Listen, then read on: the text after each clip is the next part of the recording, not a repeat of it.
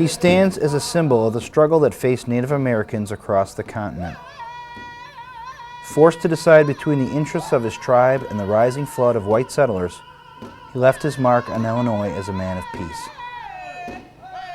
For better or for worse, he was called Friend of the White Man, and history has called him Shabbona. Much of the history of Shabbona was passed down in the oral tradition. Shabbona himself said that he was born in 1775. Some accounts place his birth in Canada or in Ohio on the Maumee River. Other accounts place his birth in Illinois on the banks of the Kankakee. Shabbona never signed his own name, but merely signed an X on treaties. His name was recorded in dozens of ways during his lifetime. He most likely called himself Shabney or Shabney, but the settlers of the time added an extra vowel, and today we call him Shabbona. Roughly translated, Shabbona means he has pawed through, but a more correct translation would be built like a bear. Judging from his large frame, the name seems fitting. Shabbona pronounced his own name as Shabney. 2 syllables, Shabney. So if you hear people referring to the town of what we call Shabbona as Shabbona, you could correct him, and you'd be correct, but there's not a soul around DeKalb County or the state of Illinois that refers to him as Shabney. Although he became a Potawatomi chief, Shabbona was born in the Ottawa tribe. It was said that he was the grandnephew of the Ottawa chief Pontiac, who laid siege to Fort Detroit during the French and Indian War. During his youth, Shabbona lived with his family in Canada. In 1800, he traveled on a hunting trip to Illinois, near present-day Chicago. There he married Pokanoka, the daughter of a Potawatomi chief named Spotka. Around 1807, Spotka died, and Shabbona, known for his courage and wisdom, becomes a chief.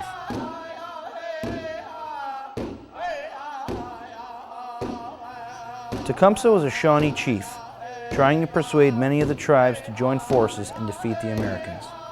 Shabbona served as an aide to Tecumseh and fought with the British against the Americans. He fought in battles including the Battle of Frenchtown and the decisive Battle of the Thames in Ontario, Canada. It was during this battle that Tecumseh was killed.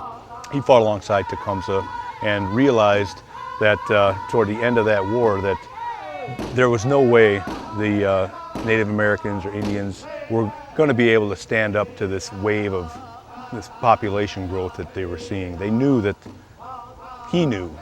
they were going to be overwhelmed in the future. Black Hawk and Shabbona were on friendly terms for years. They had both been with Tecumseh in the War of 1812. Black Hawk was chief of the Sac tribe. As in Tecumseh's day, the Sac, Fox, and Winnebago advocated a union of all tribes for the purpose of driving out the whites. But the Potawatomi refused. After the war, Black Hawk said that the entire Potawatomi nation would have joined his cause had it not been for Shabbona. In April 1832, Black Hawk, who was bitter over losing his lands, recrossed the Mississippi River.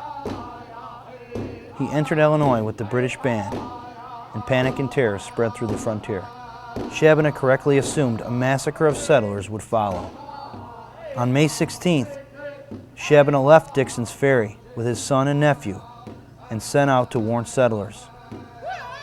Shabbona rode for the next 48 hours, warning white settlers from Dixon's Ferry all the way to Chicago. Countless settlers' lives were saved, but one settlement refused to leave. It was about that time when the Indian Creek Massacre occurred. The settler had dammed up the creek for a mill, and it ruined the Indians' fishing. And several of the young braves chopped a hole in the dam, and they were beaten. And so some of the Sauk warriors and Potawatomi warriors massacred 15 men, women, and children. The news of this massacre spread quickly to Washington, which helped hasten Black Hawk's demise. It also helped highlight the importance of Shabbona's warning. And the whites soon realized how many lives Shabbona had saved. All these settlers would have been massacred. There would have been countless Indian Creek massacres all over northern Illinois. Then, think of the response of the United States government toward the Indians had that have happened. It would have been an unbelievable slaughter. And what we call the Black Hawk War today would have been some 2 or 3 year long slaughter of every single Native American living on the plains at that time. So we need to take Shabbona's ride in context of that time and compare it to what would have happened. He would be dogged by assassination attempts for the rest of his days. Many other Indians felt this friend of the white man had betrayed their cause. Shabbona likely expected to enjoy the rest of his life at his grove, satisfied that it had helped the whites. As a reward for his loyalty, he was granted a parcel of land near his village in DeKalb County. He had tried to remain behind and live on his land up by Shabbona. And then when he went out west to visit his people where they'd been moved to another home, he came back and found that the land had been sold to settlers. So he really had just lost everything. His hunting was gone. They were dependent on the money from the government. And it would have been a very sad time. He was active until the day of his death in 1859. He had overexerted himself hunting the day before, but his family said he died of a broken heart. He was buried in Morris, Illinois, and was remembered fondly by the settlers of the time.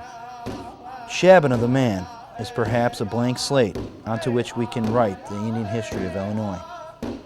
We choose to remember the good Indian, this friend of the white man.